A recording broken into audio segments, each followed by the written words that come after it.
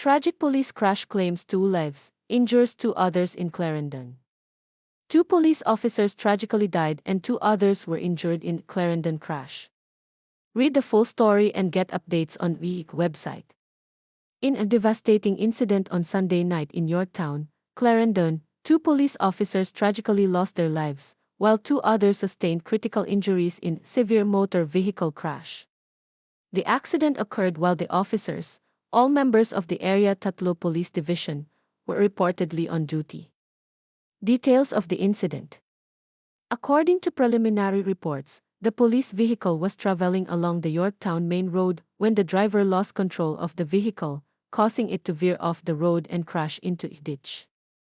It is believed that the officers were engaged in a high-speed pursuit when the unfortunate accident occurred. The 2 officers who died on the scene have been identified as Constables Jessica West and Sean Atkins, both of whom were dedicated members of the Jamaica Constabulary Force. The 2 surviving officers were rushed to the hospital, where they remain in critical condition. Investigation underway.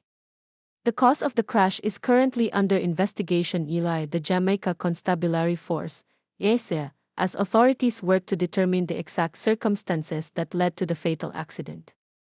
Speculation that the officers were involved in a vehicle chase adds an element of complexity to the investigation. No details have been released on the occupants of the vehicle being pursued, if any. This tragic loss has sent shockwaves throughout the police force and the local community, with many expressing their condolences for the fallen officers and their families. Both Constables West and Atkins were recognized for their commitment to duty and service to the country. Community mourns the loss.